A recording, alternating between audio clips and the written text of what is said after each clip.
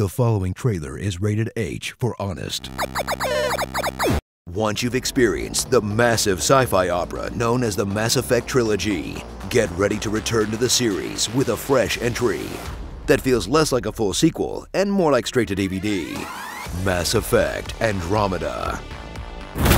Don the flashy spacesuit of the Pathfinder, a Spectre surrogate with a robot in their brain that everyone treats like the second coming of Christ, even though your only qualification is coming out of your dad's balls at some point, and experience the reaches of a brand new galaxy, which seems a whole lot like the old galaxy, as you scan and explore planets full of ancient alien technology, hang out on a giant space station that's basically the Citadel, fly around in the Normandy Mark II, and do menial tasks for the exact same aliens as the last three games, except for one race of boring melted Twilight Australians, and some unarguably evil bad guys you can shoot without feeling conflicted. In a Mass Effect experience that takes so few risks, they might as well not even bother with the whole Andromeda thing at all. I guess it's a sexier title than, hey guys, we made another one of these.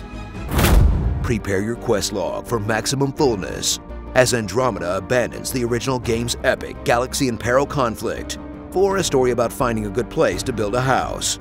And most of the discovery, character building, and sense of purpose is set aside in favor of massive maps filled with barely explained fetch quests and busy work that will let you settle new planets and unlock a whole lot more fetch quests until you give up on the side content entirely and focus on the real Mass Effect.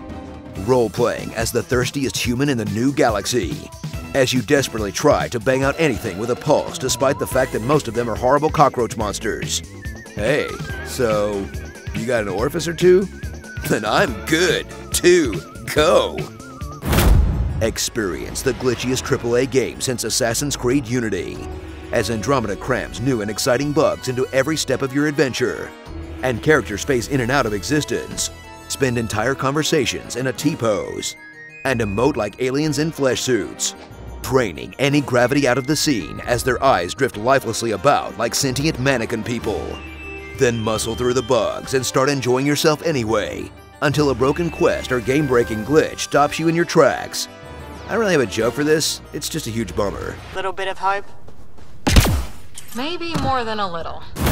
Blast your way through Andromeda's combat system, a middle-of-the-road cover shooter spiced up with abilities and movement options that will have you fighting the same handful of dudes over and over until even that gets boring. But it's still probably the best part of this game anyway. Then take your game to the online multiplayer, where you'll team up with 3 randos for an uninspired horde mode. That's mostly an excuse for EA to sell you blind boxes for real money. Wait, I have to pay to be a cool alien guy? Just give me this one thing, Mass Effect. So count the hours you've spent reading codex entries and writing bad slash fiction, and get ready to decide whether you're pot committed to the Mass Effect franchise. Because as disappointing as this thing is, there's one thing it definitely delivers: a bunch more Mass Effect to play. So, good job, I guess. Starring Nepotism, Tumblr Hair, Blueberry Shrek, Nick's Assassin, Krogan Mr. Rogers, kinda just looks like a dong, Least Interesting, Dad Accent, Actually Trying, and that's just Kumail Nanjiani. Ass Effect, Blandromeda. Really, BioWare? You're gonna cut away right before the sex gets good? After all this, and I'm not even gonna get to see an alien boob. Oh, there they are. Link, Bowser has kidnapped the princess again. You must destroy all Metroids on your way to being a Pokemon master. I used to be an adventurer like you. Then puberty hit and I got this awesome voice. Well, excuse me, princess. Sloths, they're not that smart. I've seen enough hentai to know where this is going.